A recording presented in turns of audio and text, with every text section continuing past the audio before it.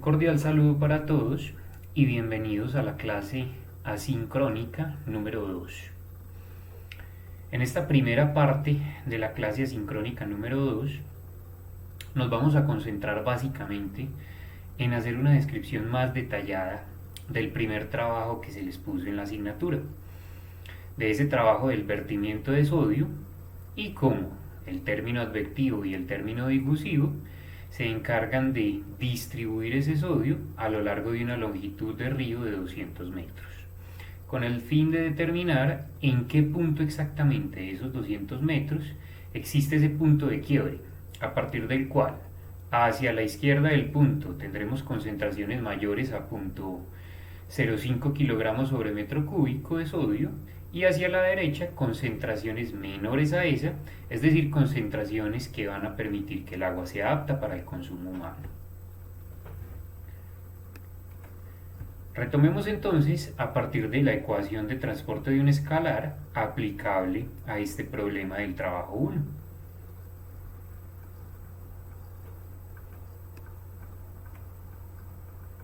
Término advectivo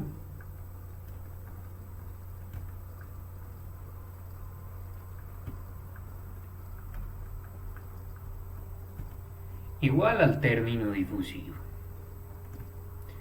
Condiciones para la solución. Primera, conocemos las condiciones de frontera. Phi sub 0 igual a 0,07 kilogramos sobre metro cúbico. Conocemos la otra, phi sub L, a la distancia de 200 metros del punto de origen o del punto de vertimiento, 0,04 kilogramos sobre metro cúbico. Conocemos la velocidad del río.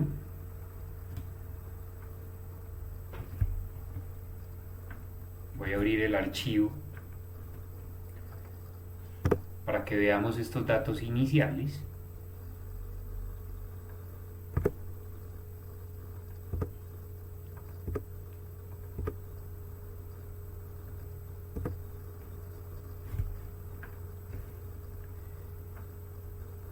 Conozco el coeficiente de difusividad del sodio en el agua.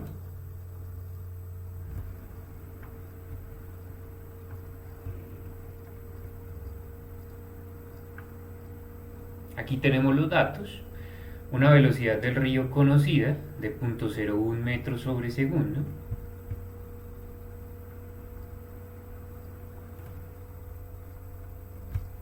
Y el coeficiente de difusividad molecular del sodio en el agua de 1,33 metros al cuadrado sobre segundo.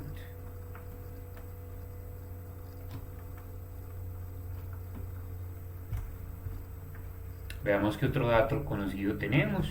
Obviamente la concentración de nuestro punto de quiebre de 0,05, que determina a partir de qué instante es potable el agua, o a partir de qué punto en el espacio será potable el agua, la longitud de 200 metros, y esos serían los datos conocidos de nuestro problema.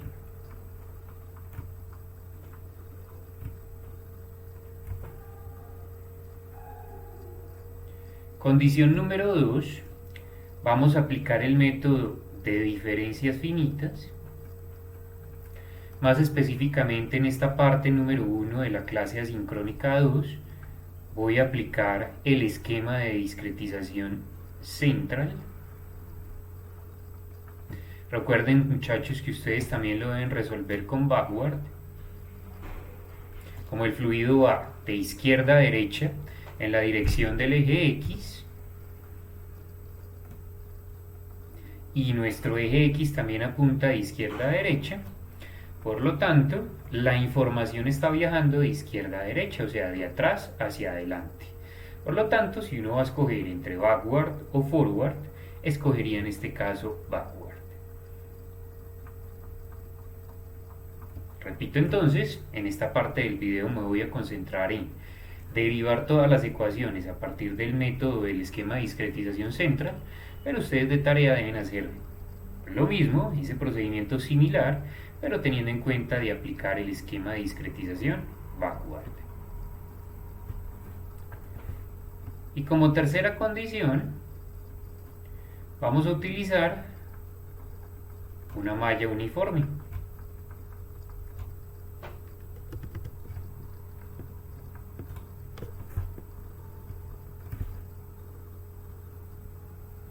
Una malla cuyo origen esté en el punto 0, cuyo punto final vaya hasta el punto L, y que se dividirá, perdón, en una serie de nodos, tal que la resolución de esa malla será igual a delta X. Ese delta X lo voy a dejar expresado, tal que a la hora de escribir el código, uno pueda jugar como usuario del código o como programador también con ese delta X. Uno pueda manejar delta X variables, tal que al final, cuando tengamos el código listo, se pueda realizar o ejecutar un análisis de sensibilidad de ese delta X. Si mi delta X es grande, ¿qué pasa? Si mi delta X es pequeño, ¿qué pasa? Si lo sigo disminuyendo, ¿qué efecto tiene eso en la convergencia del problema o en la precisión de la solución numérica versus la solución real? Recuerden que la ecuación de la solución real se las di en la clase sincrónica pasada. Deben tenerla por ahí a la mano para graficarla y comparar esos resultados reales versus los numéricos que vamos a trabajar a continuación. Apliquemos entonces nuestro método de diferencias finitas central a esta ecuación diferencial para convertirla en una ecuación algebraica. La primera derivada sabemos entonces que nos queda igual a, si nuestro nodo de análisis, vamos a resaltar por aquí un nodo cualquiera, nodo I, el nodo a la derecha será el nodo I más 1 y el nodo a la izquierda será el nodo I menos 1. Entonces, a partir del esquema central, esa primera derivada se podría expresar como phi en el nodo de la derecha menos phi en el nodo de la izquierda, dividido la distancia entre esos nodos, que son 2 delta X. Recuerden que es una malla uniforme, estos dos pasos de espacio son exactamente iguales. Igual a el coeficiente de difusividad molecular dividido la velocidad u, que la paso a dividir al lado derecho. Y recuerden que la segunda derivada, mediante el esquema de discretización central, y para una malla uniforme nos queda de la siguiente forma. Phi en el nodo de la derecha más phi en el nodo de la izquierda menos 2 veces phi en el nodo central dividido delta X al cuadrado.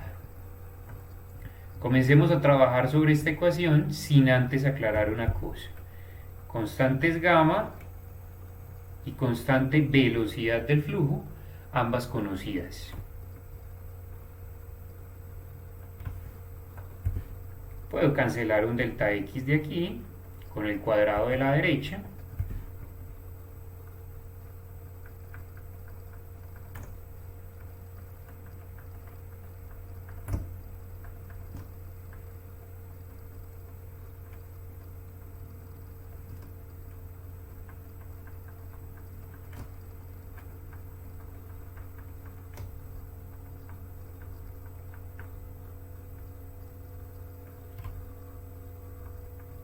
Y llegamos a esta ecuación. Mi objetivo es entonces despejar el valor de phi en el nodo central. A continuación les explico para qué. Por ahora permítanme proceder a despejar ese valor de phi. Recuerden que este mismo procedimiento es el que ustedes deberán hacer para el esquema backward. Por lo tanto, si de forma paralela, mientras yo despejo phi de esta ecuación, desean ustedes ir haciendo lo mismo, pero a partir del esquema backward, adelante. O si de forma paralela quieren ustedes ir despejando el phi para que cojan práctica en este tipo de procedimientos, también lo pueden ir haciendo.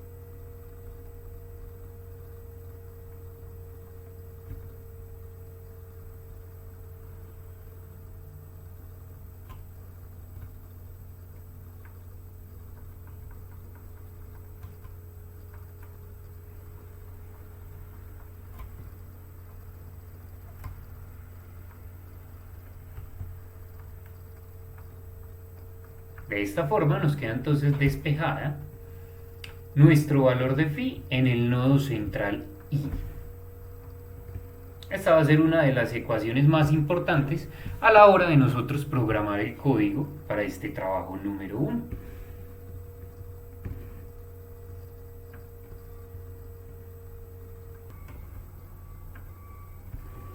Es necesario corregir aquí entre este primer paso y el segundo. Cometí aquí este pequeño error, les pido disculpas. El signo de phi menos 1 es positivo, por lo tanto al pasarlo al lado izquierdo debe pasar restando.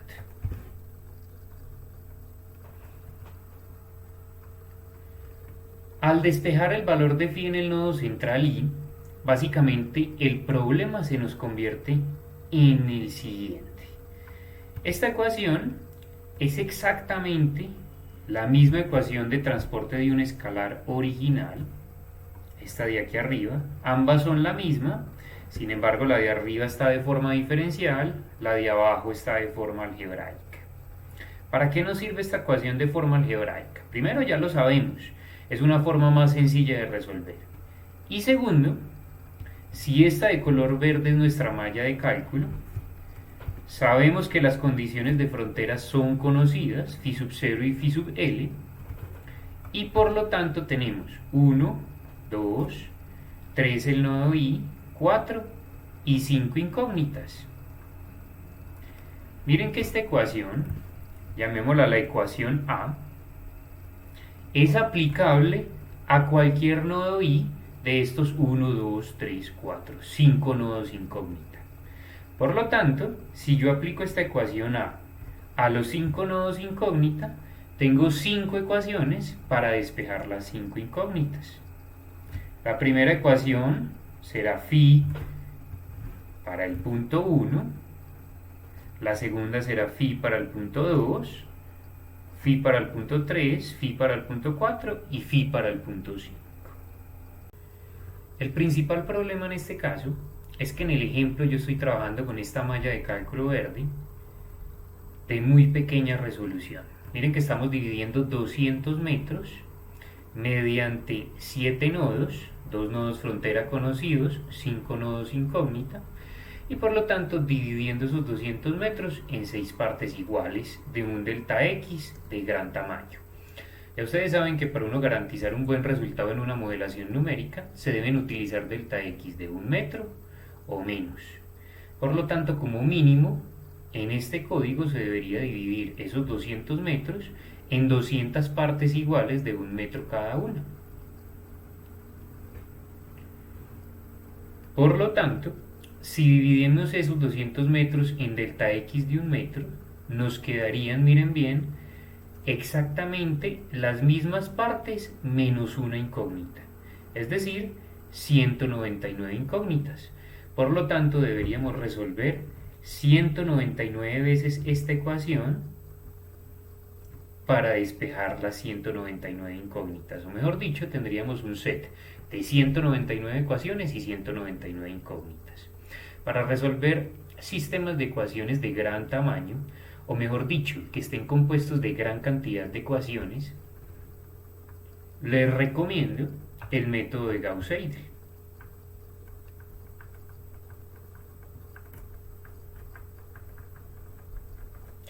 El método de Gauss-Seidel es mucho más fácil explicar o es mucho más fácil comprenderlo a partir de un ejemplo.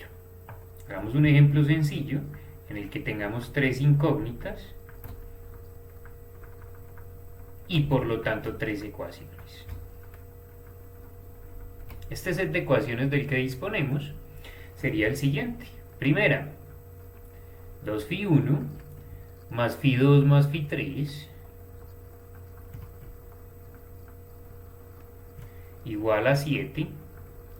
Segunda ecuación, menos phi 1 más 3 phi 2 menos phi 3 igual a 2. Y por último, phi 1 menos phi 2 más 2 phi 3 igual a 5. Primer paso del método de Gauss-Seidel. Despejar, despejar phi i de la ecuación i.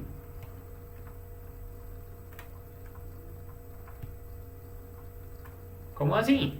Pues despejo phi 1 de la ecuación 1, despejo phi 2 de la ecuación 2 y despejo phi 3 de la ecuación 3.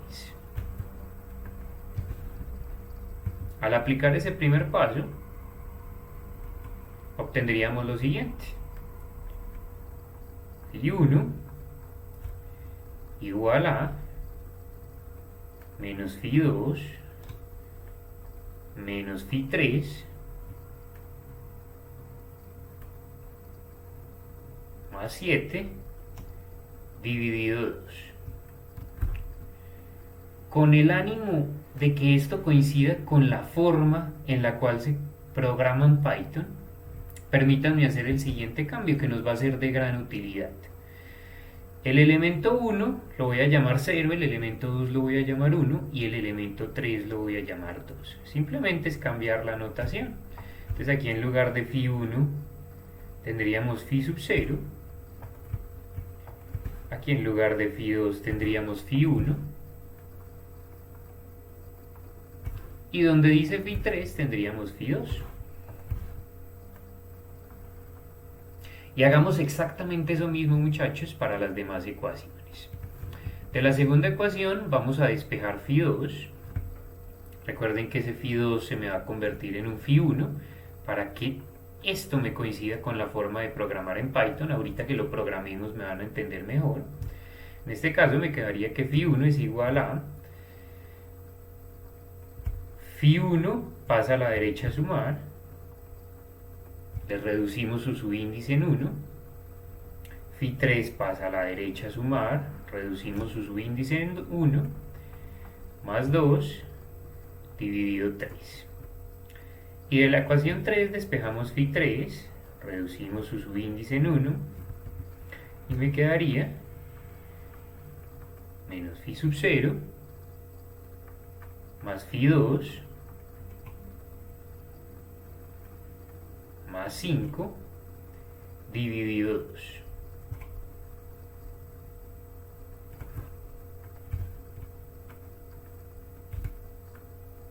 Mi sistema de 3 ecuaciones.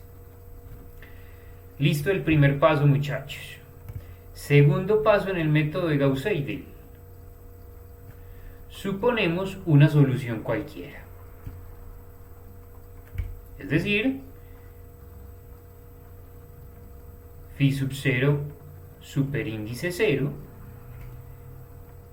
phi sub 1 superíndice 0 y phi sub 2 superíndice 0, donde el superíndice 0 indica el número de la iteración del método de Gauss-Seidel, es decir, la iteración 0 o la suposición inicial. Y en el paso número 3,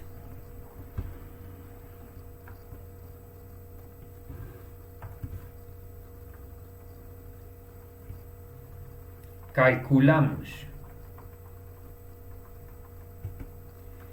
phi sub 0 de la iteración 1, phi sub 1 de la iteración 1 y phi sub 2 de la iteración 1 mediante las ecuaciones.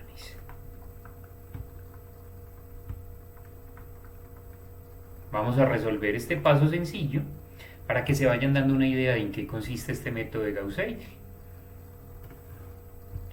Entonces, si ya supusimos una solución inicial cualquiera, es decir, le dimos valores a phi 0, phi 1 y phi 2,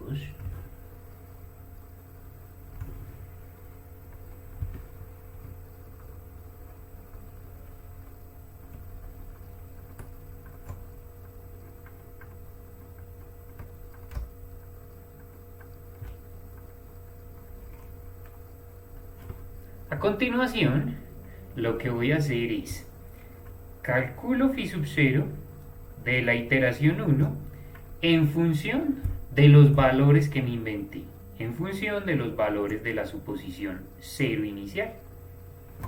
Obviamente a partir del set de ecuaciones que queremos resolver.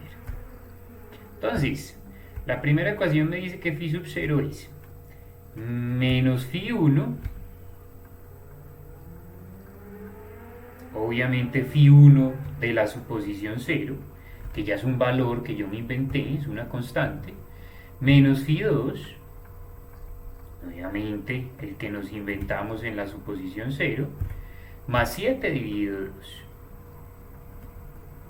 Y exactamente hacemos lo mismo, muchachos, para phi 1 y para phi 2, obviamente con las ecuaciones 2 y 3 respectivamente. Entonces phi 1 de la primera iteración sería phi sub 0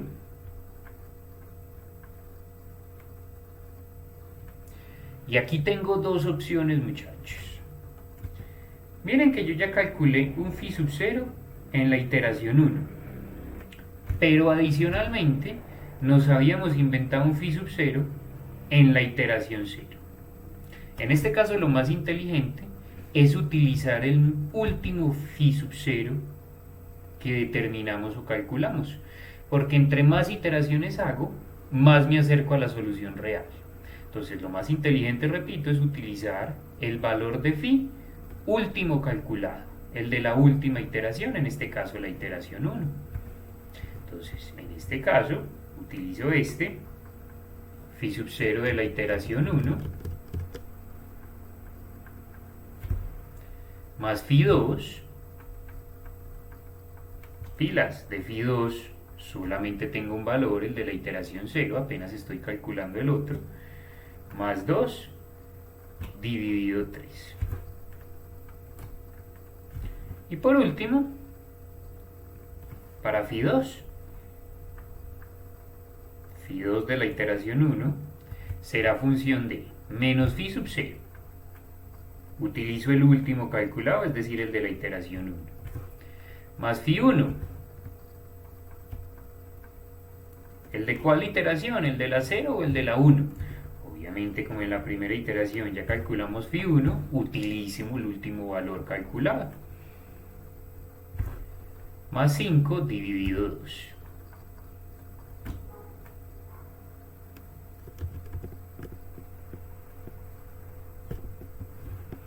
Y así terminaríamos entonces la primera iteración, muchachos. Calcular phi 0, phi 1 y phi 2 de la primera iteración mediante las ecuaciones. Cuarto y último paso. Repetir el paso anterior, es decir, el paso 3, hasta lograr la convergencia.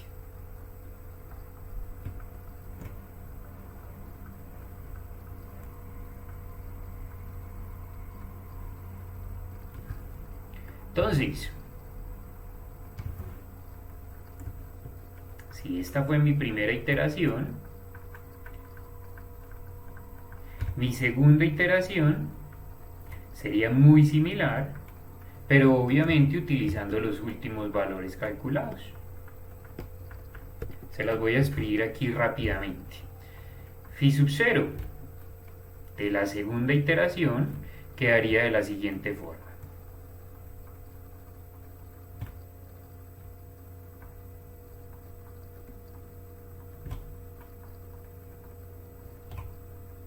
Miren bien que ya utilizo phi 1 y phi 2 de la iteración 1, que son los últimos valores calculados.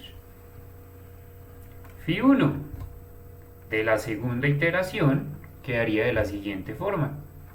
Pilas, phi sub 0, ya no utilizo el de la iteración 1. El último valor calculado es el de la iteración 2.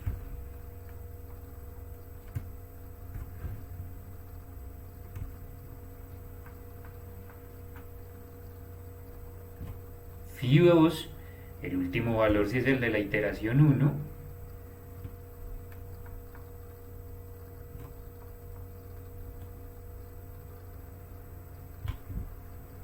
Y por último,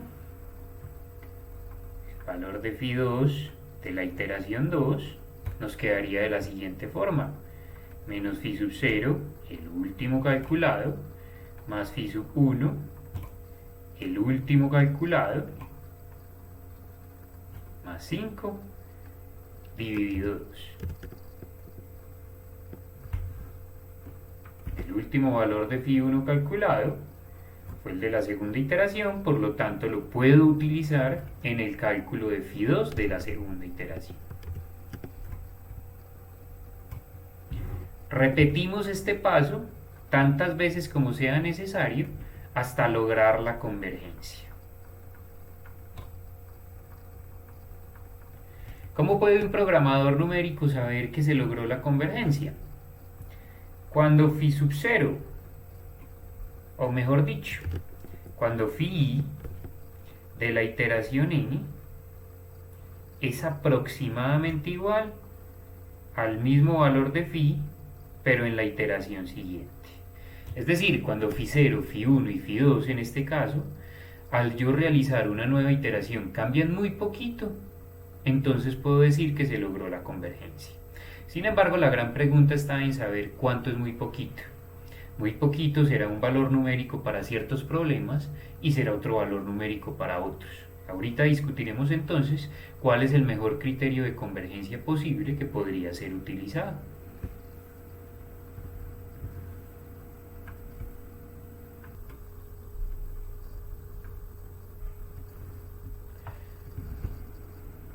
Es importante corregir aquí el signo de phi 2. Había cometido este errorcito, importante corregirlo. Y a continuación lo que les propongo es lo siguiente. El ejercicio es resolver este set de estas tres ecuaciones. Este es el que ustedes van a resolver a continuación utilizando Python y utilizando uno de los loop o bucles que vimos en el curso básico de Python. Ese set de tres ecuaciones obviamente lo van a resolver con este método de Gauss-Seidel. Entonces piensen cómo calcular, o mejor dicho, cómo programar un bucle en Python para resolver este set problema. Pausen el video por favor el tiempo que sea necesario. Puede ser un problema difícil para algunos, de pronto un problema más asequible y que ya otros tienen en mente de cómo ejecutarlo. Eso no es lo importante, pero lo importante es que sí detengan el video por un instante, chicos. Que sean ustedes mismos los que se enfrenten al problema y que sean ustedes mismos los que lo resuelvan, los que piensen cómo programarlo y por favor, sin preguntarle a sus demás compañeros, enfréntense ustedes solos a esta situación el tiempo que sea necesario, repito, hasta lograr solucionarlo y programarlo de forma correcta. A continuación yo lo voy a resolver en Python, les voy a mostrar el código cómo queda y lo voy a analizar en una de estas diapositivas paso a paso para que entiendan la lógica de programación. Pero repito, y soy cansón con esto, detengan el video para que sean ustedes mismos quienes programen el problema. Si ya al final y después de intentarle por varios minutos ven que no van a ser capaces, pueden acceder a la siguiente parte del video, ver el profesor cómo lo programó y analizar qué les faltó o qué tenían de error que no les permitió ejecutar de forma exitosa el problema.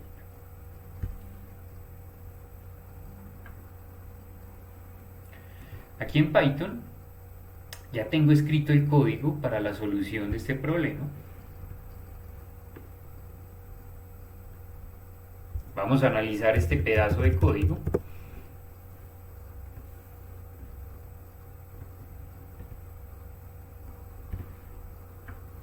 Paso por paso, muchachos.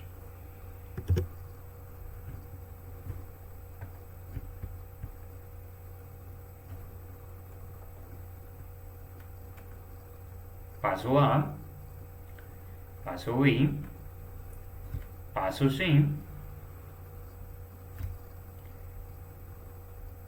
paso D y paso E. Paso A, muchachos. Supongo una solución inicial para mi problema. Entonces básicamente, ¿qué tenemos aquí?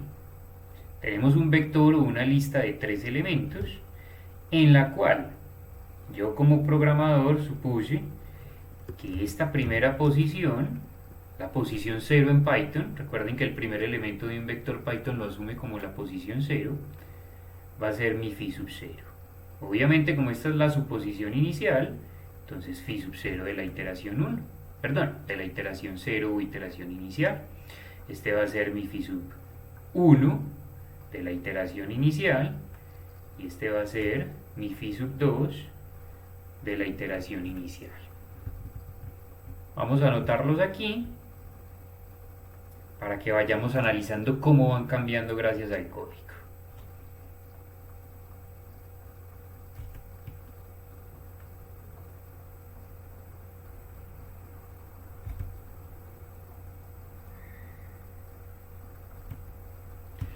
Profe, si en lugar de 0, 0, 0, yo supongo 1, 2 y 3, ¿está mal? No, es una suposición inicial, invéntese los valores que ustedes quieran. Eso sí, muchachos, entre más cercana a la solución real esté la solución supuesta o la solución o suposición inicial, más rápido va a converger el método de Gauss-Seidel. Entonces, ¿qué les recomiendo yo? Por ejemplo, en el problema del vertimiento de sodio, sabemos que phi en el punto 0 es 0.07 kilogramos sobre metro cúbico y phi en el punto L es 0.04 kilogramos sobre metro cúbico. Estamos seguros o tenemos la certeza de que phi varía entre 0.07 y 0.04, por lo tanto les recomiendo fuertemente que su vector inicial o su suposición inicial del método de Gauss-Seidel sea un vector compuesto por valores de phi que varían entre 0.07 y 0.04. De esa manera, el código de Python del trabajo número 1 les va a converger mucho más rápido. Quien no lo haga así, de todas formas le va a converger, pero se le va a demorar más. En este caso yo no tengo ni la más remota idea de cuál es la solución de este sistema de 3 ecuaciones que me inventé para este video, por lo tanto coloco 3 valores iniciales cualquiera. Los más lógicos de los primeros que se me ocurrieron fueron 0, 0 y 0. Si quieren, comiencen ustedes con otros valores iniciales para que vean que llegamos a la misma respuesta.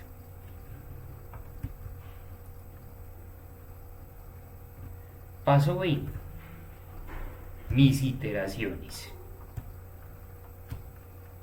Entonces, vamos a comenzar con la primera iteración. Y nos metemos al bucle while. Mientras o while i sea menor o igual a 15, es decir, vamos a hacer 15 iteraciones en total. El profesor, ¿cómo escogió esas 15 iteraciones? A ojo, a dedo, muchachos. Ustedes ahí pueden poner 3 y correr el código y mirar si converge. Después ir aumentando poco a poco hasta llegar a un valor del que ustedes sí tengan certeza de que converja. Yo puse un valor cualquiera de 15, a ver cómo me va. Y en mi iteración número 1, calculo phi 0, phi 1 y phi 2. Recuerden que cuando yo coloco phi, corchetes, adentro va la posición. Entonces, ¿qué estoy haciendo yo en cada uno de estos pasitos? En paso 1, 2 y 3 de mi bucle while. Estoy reemplazando la posición 0, la posición 1 y la posición 2 de mi vector de phis por el valor de phi correspondiente a la primera iteración. Entonces, en el paso C, la posición 0 del vector, es decir, phi sub 0, obviamente de la primera iteración, va a ser igual a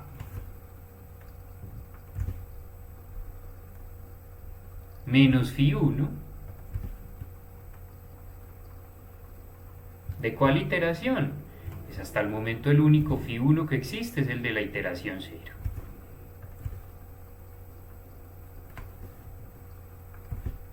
Menos phi 2.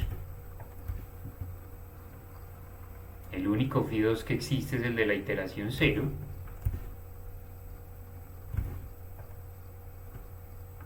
Más 7 dividido 2.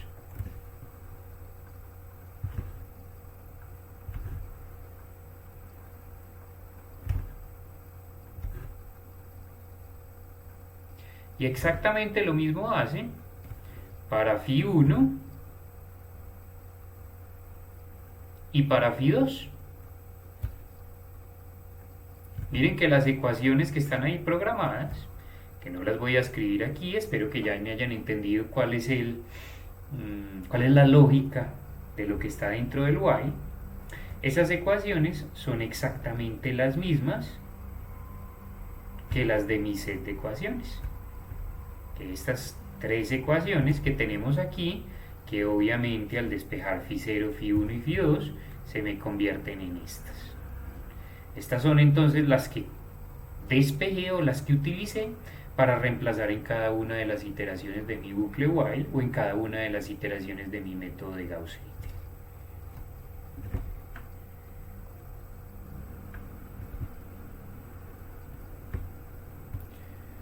Obviamente, cuando yo hallo mi phi sub 0, 1, este valor de phi sub 0 desaparece. Cuando yo hallo mi phi 1 de la iteración 1 y cuando yo hallo mi phi 2 de la iteración 1, obviamente estos valores de phi 1 y phi 2 respectivamente de las iteraciones 0 desaparecen. En el paso D, nos vamos para el paso D, aumento mi iteración, coloco aumentar el contador para seguir con mi segunda iteración.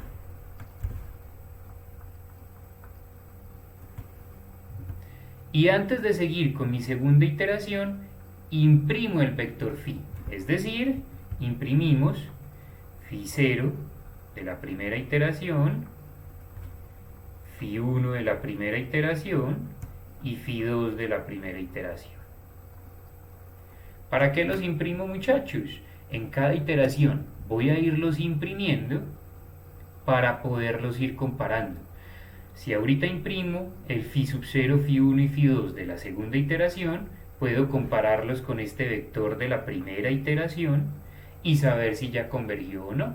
Si son muy diferentes los valores de phi 0, phi 1 y phi 2 respectivamente, es porque tengo que hacer más iteraciones. Si no, es porque ya convergió el método. Por eso los imprimo simplemente para poder compararlos. Nos devolvemos nuevamente al bucle, es decir, al paso C. En este caso, i vale 2. El código verifica que i sea menor o igual que 15. Efectivamente 2 es menor o igual que 15. Y repite el paso C. Es decir, calcula phi sub 0 de la segunda iteración, utilizando la ecuación que ya conocemos. Calcula phi 1 de la segunda iteración y calcula phi 2 de la segunda iteración.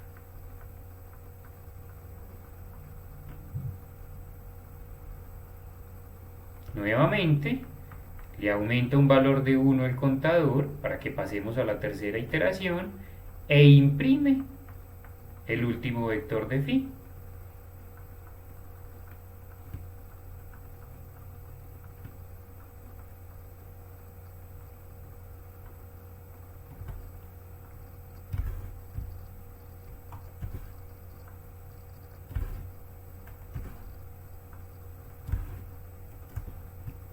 Son este y este, los vectores que comparamos en cada iteración para saber si el método va bien, para saber si está convergiendo y para saber si necesitamos más iteraciones o si podemos parar. Ese paso se lo repite hasta que el contador i sea igual a 15.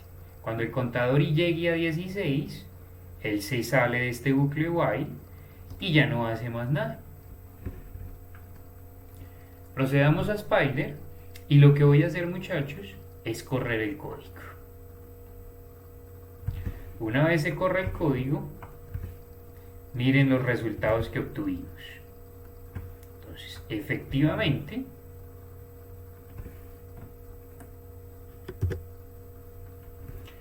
Python nos imprimió el vector tantas veces como iteraciones tuvimos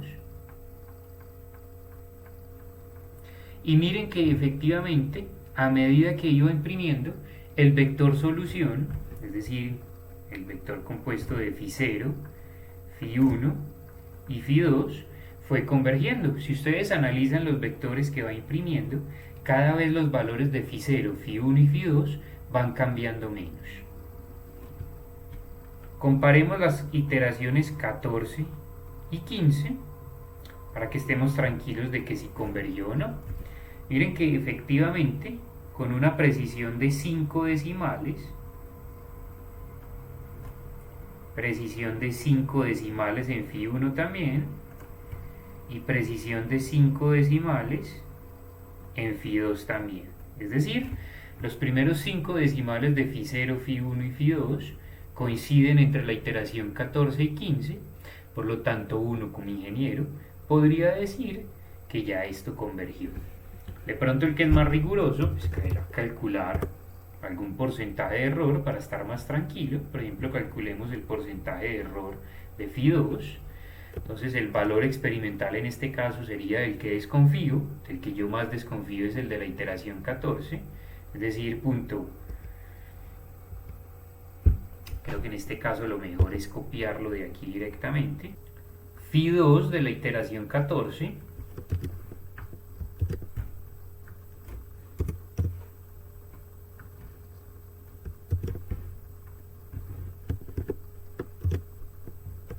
menos φ2 de la iteración 15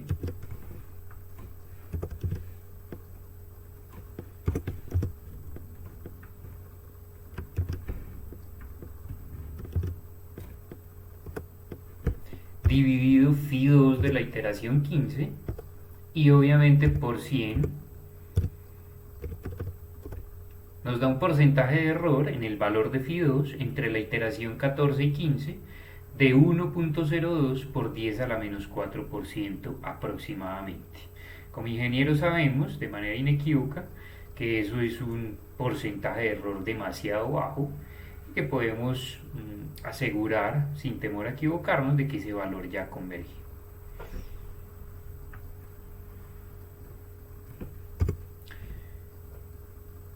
Recuerden tratar de realizar el código por ustedes mismos. Por favor, el próximo viernes, en la clase sincrónica que tengamos, me cuentan cómo les fue en la programación de este código.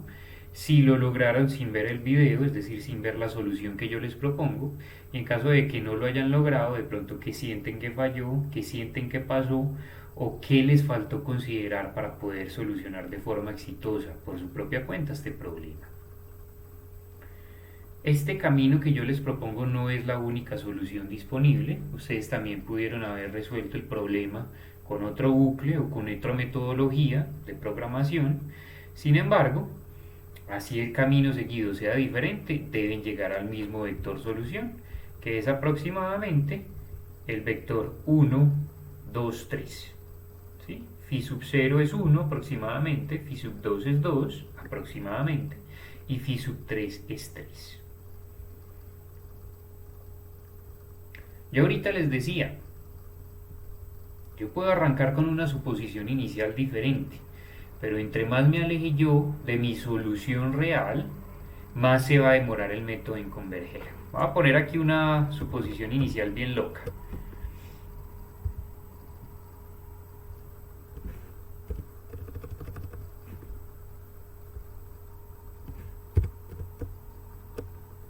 Y corramos nuestro código a ver qué obtenemos.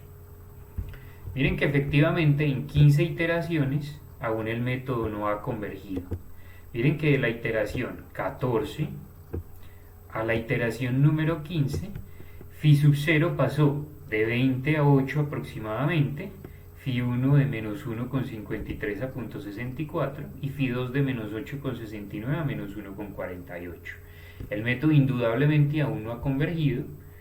Voy a poner un número exagerado de iteraciones para que se den cuenta que sin importar mi suposición inicial, el método de Gauss-Seidel va a converger aproximadamente la misma solución, con la gran diferencia de que entre más me aleje yo de la solución real con mi suposición inicial, más iteraciones voy a necesitar. Voy a poner aquí algo loco, 500 iteraciones, Espero sean suficientes para que converja. Efectivamente, convergió a 1, 2 y 3, como habíamos hablado ahorita.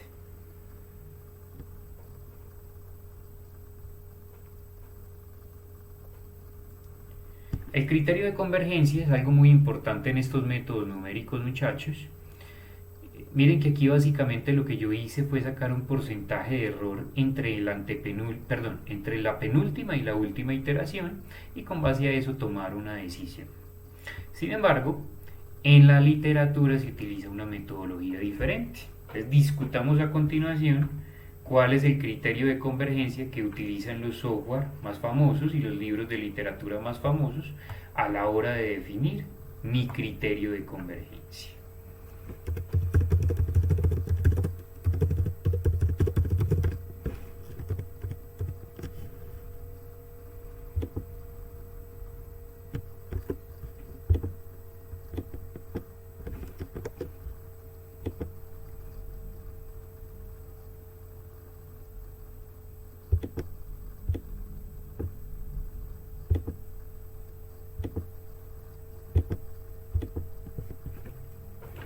Recuerden entonces que la última ecuación, nuestra ecuación A,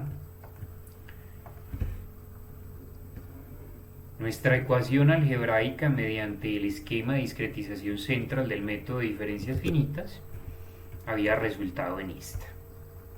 Hasta aquí llegábamos nuestro problema.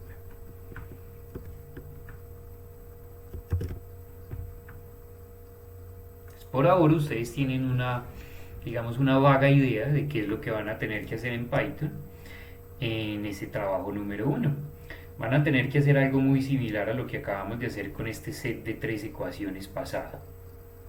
Con la gran diferencia de que aquí van a tener que resolver esta ecuación A tantas veces como nodos tenga su malla de cálculo. Yo no les voy a decir cuántos nodos debe tener, ahorita les di una noción de cuántos debería tener para que cumpliera con ese valor mínimo de delta x máximo de 1 metro.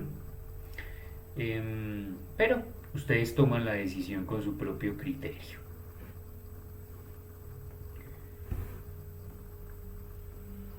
El criterio de convergencia, o para el criterio de convergencia se procede de la siguiente manera. Voy a pasar absolutamente todos los valores a un lado y voy a igualar mi ecuación A a 0.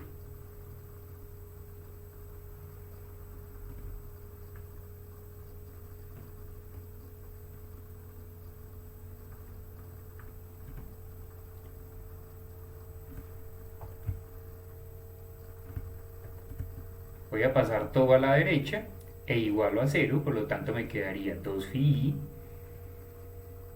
menos phi más 1 menos phi menos 1 más u por delta x sobre 2 gamma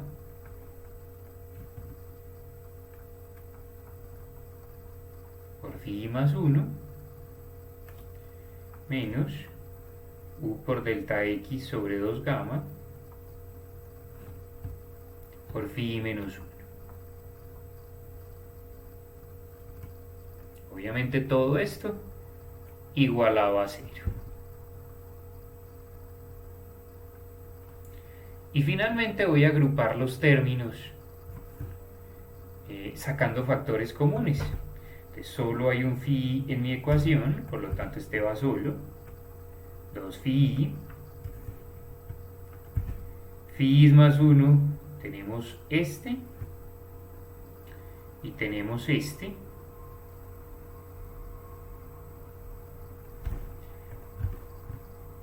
Si saco factor común phi más 1, me queda multiplicando a u por delta x sobre 2 gamma menos 1. Y phi menos 1 tenemos este y tenemos este de acá. Entonces, sacando como factor común phi menos 1, nos queda multiplicando a menos u por delta x sobre 2 gamma menos 1. Recuerden, toda la ecuación igualada a 0. El objetivo de organizar la ecuación de esta forma es que la literatura y los libros de métodos numéricos en general coinciden en que la ecuación base para yo definir mi criterio de convergencia es esta. En libros nos recomiendan organizar la ecuación de esta forma: AP por phi p más la sumatoria de AL por phi L igualado a QP, donde el primer término, AP por phi P, hace referencia al factor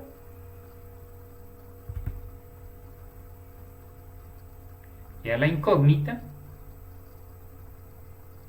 O no le llamemos a esto factor, creo que es más conveniente llamarlo constante.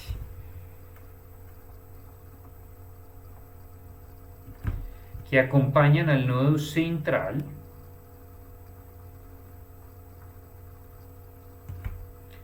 este término hace referencia a la constante y a la incógnita que acompañan pilas a los nodos vecinos. ¿Por qué la sumatoria? Porque hay más de un nodo vecino, en este caso hay dos, el nodo i más 1 y el nodo i menos 1, por lo tanto se suma los factores y las incógnitas de todos los nodos vecinos, tantos como haya. Y finalmente QP es la constante, digámoslo, independiente. Si asemejamos o hacemos la equivalencia de esta ecuación de los libros a nuestra ecuación algebraica del método de diferencias finitas para la solución del problema de vertimiento de sodio, tendríamos lo siguiente: el término del nodo central, mírenlo aquí muchachos, donde AP, que es la constante, sería el número 2, y phi p, que es la incógnita, pues es phi en el nodo central, es decir, phi. Este término, que es la sumatoria en los nodos vecinos, sería este de aquí, muchachos. Miren que aquí tenemos la sumatoria en el nodo vecino i más 1 de su constante. En este caso la constante sería esta, u por delta x sobre 2 gamma menos 1, por la incógnita en el nodo vecino de la derecha, más la constante menos u por delta x sobre 2 gamma menos 1, por la incógnita en el nodo vecino de la izquierda. Y finalmente, el término QP o la constante independiente, en nuestro caso quedó igualada a 0.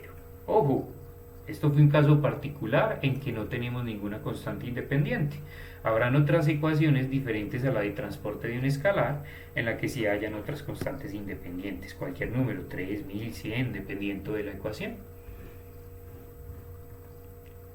Continuemos con lo que nos dice la literatura, muchachos. La literatura habla entonces de un valor bien famoso en modelación numérica que es conocido con el nombre de residual. ¿Qué es el residual, chicos? Pilas. Es el valor absoluto de QP, término de la derecha, menos todo lo que hay a la izquierda.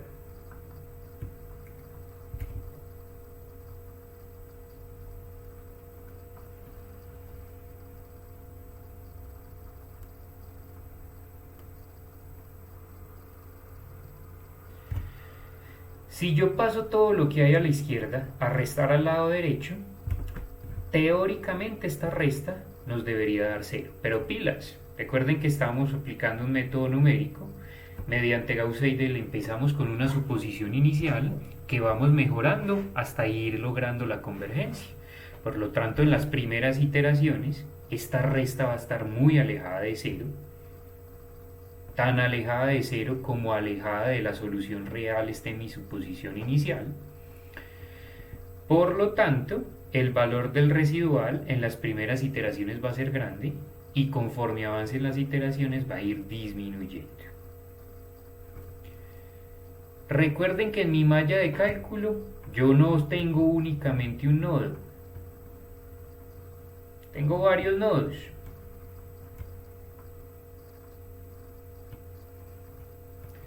Yo debo hallar ese residual en mi nodo 1, en mi nodo 2,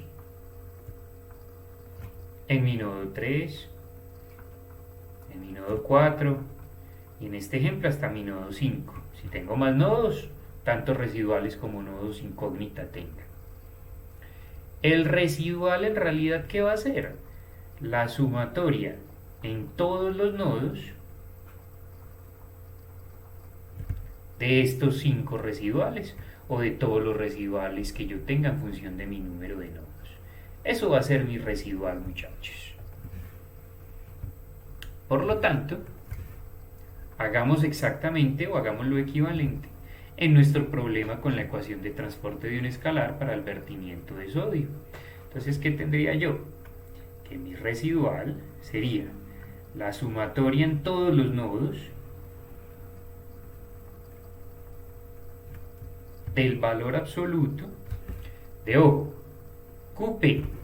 Recuerden que QP, este azul cian, en mi caso era 0, menos este paréntesis. AP por phi P, el amarillo, 2 phi I, más sumatoria de AL por phi L. Sumatoria de L por phi L era el verde.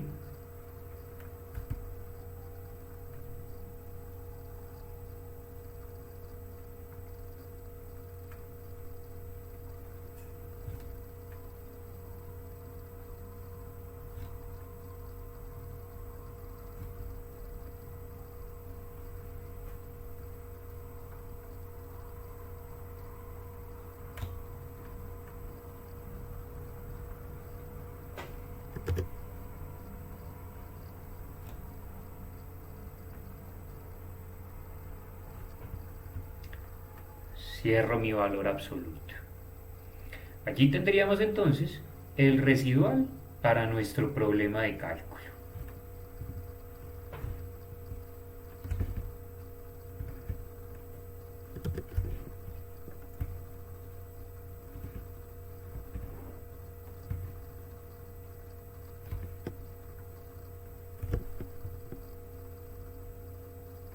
El criterio de convergencia va a ser cuando el residual sea lo suficientemente pequeño.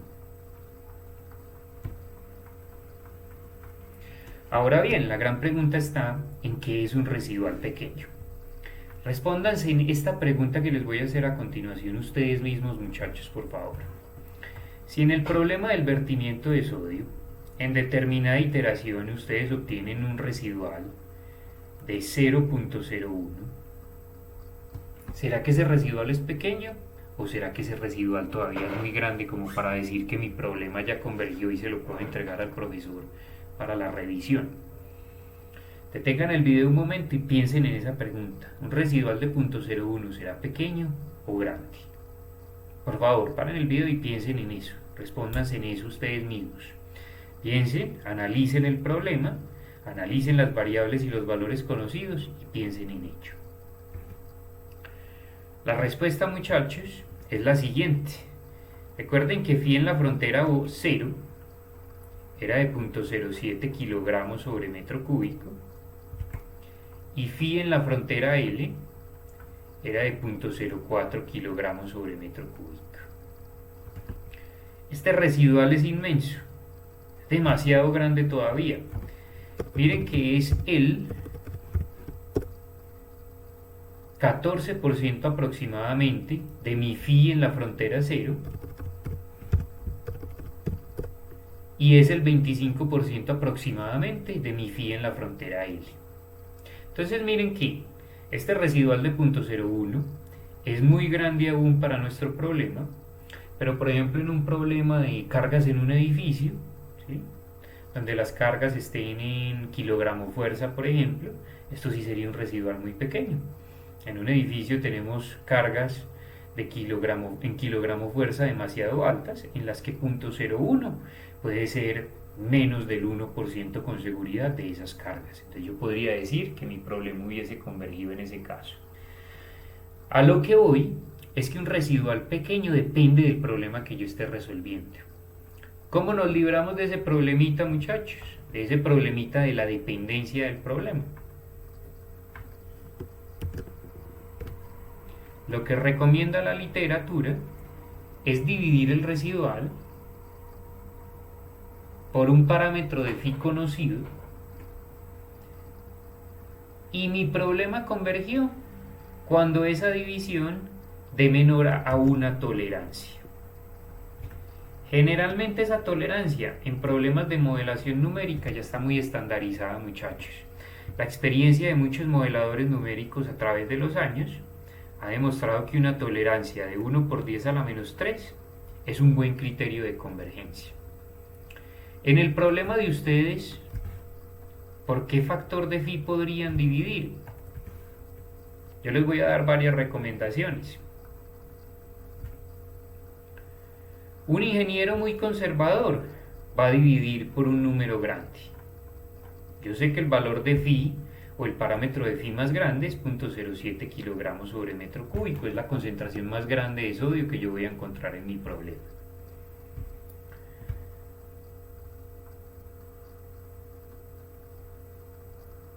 Pilas, esto no sería un ingeniero muy conservador, sino poco conservador. Al dividir por un parámetro de phi o por el parámetro de phi más grande, obviamente esto le va a llegar más rápido a un valor por debajo de 1 por 10 a la menos 3.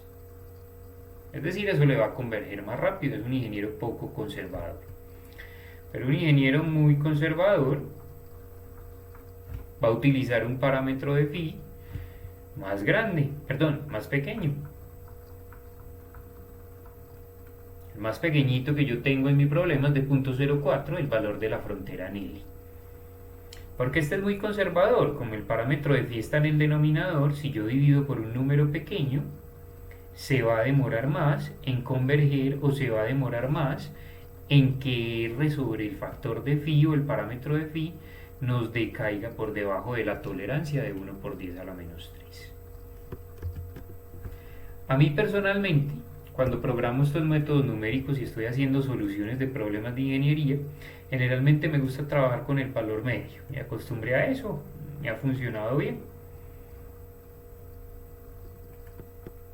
El parámetro de phi que el profesor generalmente usa es el promedio del más grande y el más pequeño. Profe, ¿cuál escogemos? El que ustedes quieran, muchachos. ¿Sí? En esto no hay una verdad absoluta. Aquí empiezan a jugar los criterios de ingeniería. Lo que les digo, habrán ingenieros más conservadores, otros poco conservadores. Y recuerden que uno puede ser poco conservador y muy conservador, o muy conservador dependiendo del proyecto. Si es un proyecto de mucho dinero en el que necesitamos utilizar factores de seguridad grandes, o un proyecto en el cual si falla se va a afectar una gran población, pues entonces es importante ser muy conservador.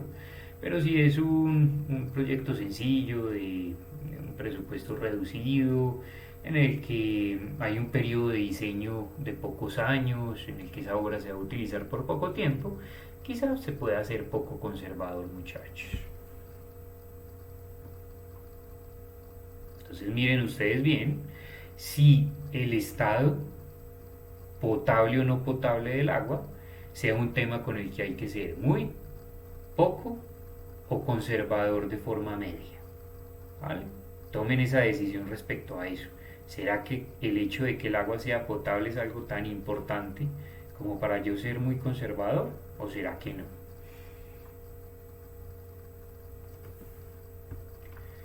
Cuando ustedes estén resolviendo en Python este problema, el que desee puede hacer lo siguiente. Puede graficar en el eje de las Y el residual dividido el parámetro de phi que usted como ingeniero haya decidido con su criterio versus las iteraciones.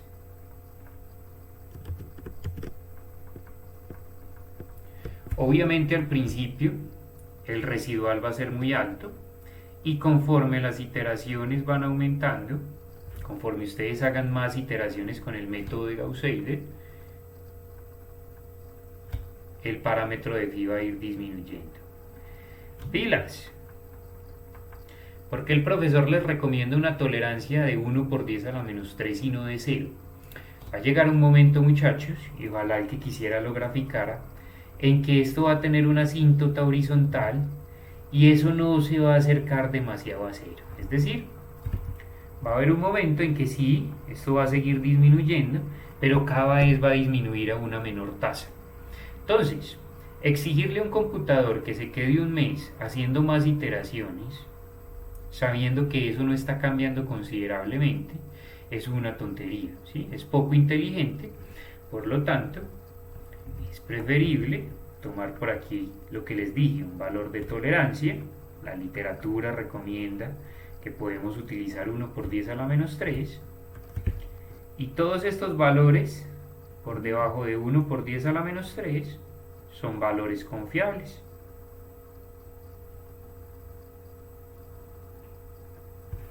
Yo puedo parar mi programa de Gauss-Seidel justo en este punto, o por debajo de este punto, mejor dicho. Para la próxima clase sincrónica del próximo viernes, les solicito el favor de que comiencen, así sea, a pensar cómo van a ir programando su código en Python para solucionar el trabajo número 1. Quien quiera comenzar a programarlo mucho mejor, para que lleguen con dudas concretas a esa clase del viernes. Recuerden que allí no les voy a dictar tema, va a ser una clase taller completamente, una clase asesoría, en la cual ustedes van a estar trabajando en su código y yo voy a estar conectado con ustedes, disponible a atenderles las dudas y preguntas que tengan. Pilas, una pregunta no es, profe, ¿esto cómo se hace? O, profe, no tengo ni idea. No, eso no es una pregunta, muchachos, ¿vale? Son estudiantes de maestría, están haciendo una maestría, entonces yo espero como tal que ustedes mismos comiencen a desarrollar su código y que más bien ese viernes lo que hagamos sea que ustedes me vayan mostrando y me digan, profe, hasta aquí llevo mi código, dame una luz para seguir a partir de este punto, o lo corro, lo ejecuto y obtengo cosas totalmente locas, de pronto cuál es el error que estoy cometiendo, o sea, que sea una asesoría encaminada a yo guiarlos a través del problema, más no a solucionarles el problema desde cero. Que quede eso claro, muchachos, para que el viernes no me hagan preguntas que sencillamente no les voy a responder. Repito, traten de comenzar a escribir el código o de pensar cómo lo van a escribir para que esa asesoría del viernes sea lo más fructífera posible. De esta manera doy por terminada la primera parte de la clase asincrónica. Nos vemos en la próxima parte del video. Ya comenzaremos a analizar el tema de volúmenes finitos, que es el tema número 2 del curso.